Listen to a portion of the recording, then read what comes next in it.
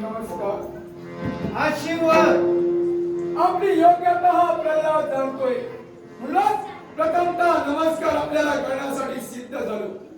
एकच अंधकासुर इथपर्यंत आला आणि या सिंहासनाची मागणी त्याला केली, पण सिंहासन बंदियाला त्याला दिलंही असतं.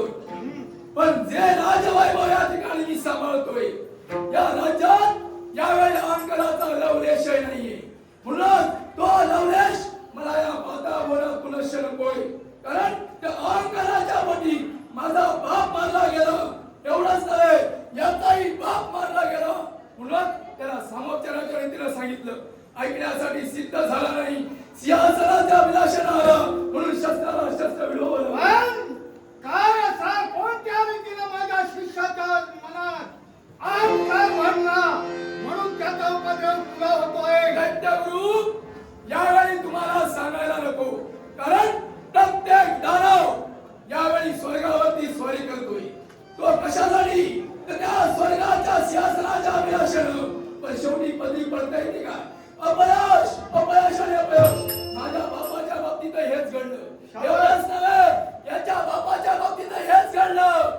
आणि असून हे मला चालू ठेवायचं नाहीये.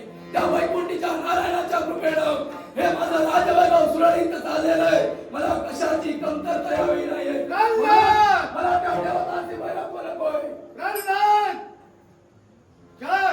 बापाच्या पोटी तुझा जन्म झाला, त्याचं नाव बाप म्हणून त्याचं नाव सुद्धा घेऊ नको. कशासाठी? कारण प्रत्येक आई बापाच्या पोटी पुत्र जन्माला येतो. त्या आई बापाच्या इच्छेसाठी इच्छा असते पुत्र जन्माला यावा. इच्छापोटी त्याचं नाव रावया त्रिखंडाच्या ओटी. ज्या देवदेवतांनी कपटाचा आचरण करून तुझ्या बापाचा सेवक केला, त्या देवताला आज उरावर घेऊन खेळवितोय. मुळीच नाही. माझ्या बापाला सांगून पाहिलं होतं.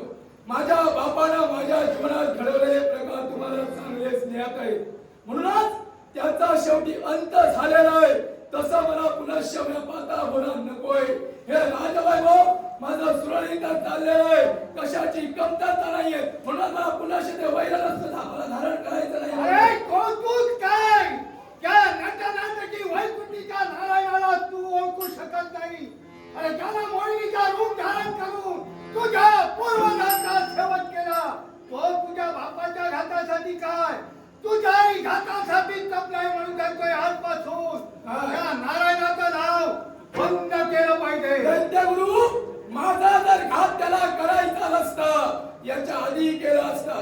ज्यावेळी माझ्या बापानं मला उकळत्या तेलात लागलं नव्हे, कडे लोट केला उंच अशा दरीतून नव्हे, तर हत्तीच्या पायाखाली मला चिरडण्यात त्यावेळी माझा अंत झाला असता. त्याचा कृपा आशीर्वाद माझ्या पृष्ठभागी असल्या कारणानं हा प्रल्हाद या ठिकाणी राजवैभव सांभाळतो. अरे ती सूत्री बाहुली तुला केलाय. मुळीच सूत्री बाहुल्याला हसविणार, खेळविणार आणि प्रसन्न होविणार. मारायचं असलं केव्हाच मारलं असतं माझ्या नारायणानं. पण या पाता बोलाच्या ठिकाणी मीच नव्हे, हे माझे सारे प्रजाजन त्या वैकुंठीच्या नारायणाच्या नामात मग्न आहे. म्हणूनच म्हणतोय, अरे तुझ्यासारखा अप्पल पोटा मला दुसरा कुणी दिसत नाही. तुझाही वाटोळा होईल ते होईल, पण त्याचबरोबर सारा लाख जगाला तू दुःखात होतो. दैत्यगुरु मला धनुकुलाचा वाटोळा करायचा नाहीये. म्हणून आम्ही नीती नियम वापरलेला आहे. काय चुकताय माझं? यात चुकताय ते तुझं नव्हे, तर यात चुकताय ते तुझं नव्हे. तुला वेळेला गुरु, तुला ज्यानं मार्गदर्शन केलं तो तुझा गुरु. दैत्यगुरु शुक्राचार्य, दैत्यगुरु शुक्राचार्य शब्दामुखात ठेवा. तुझा मात्र मी गुरु नाही. तुझा गुरु तो सपाट पायाचा. म्हणून तुम्हाला मी गुरु केला नाही. उद्या शनीचा नक्षत्र आग लावला, जाळी लावला, गोप मारा. अरे त्या गोप माऱ्याच्या नादी लागला ते याच्या पुढे तुझ्या जीवनाचा वाटोळा होईल जाईल याचा विचार कर. दैत्यगुरु शुक्राचार्य, तुम्ही या कुळाचे आमचे कुलगुरु आहात. तुमचा मान सन्मान मी ठेवला, तुमची योग्यता मी जाणली.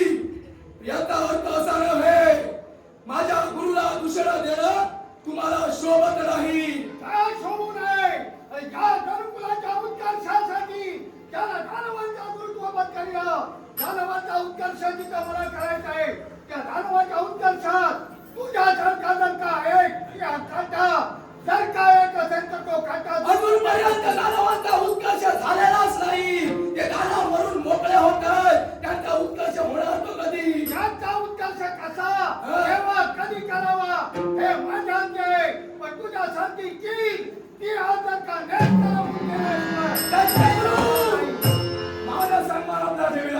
तो माझा सन्मान आपल्याला जर घेता येत नसेल, माझ्या गुरुला दुसऱ्या देण्याचं कार्य तुम्ही जर करत असाल, यावेळी नाविलाजानं मला शस्त्र तुमच्या विरोधात घ्यावं लागेल.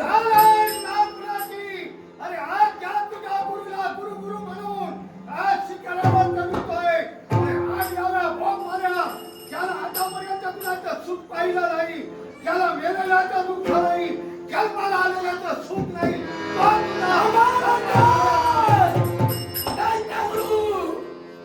माझे गुरुदेव माझ्यासाठी पुण्यवंत आहेत. ज्यांनी मला ज्ञानार्जन केलं, त्या ज्ञानामुळे या वातावरणाचा वैभव आपल्याला सांभाळतोय. म्हणून या वातावरणात अजूनही कुणाचाही मृत्युमुखी बळी पडलेला नाही.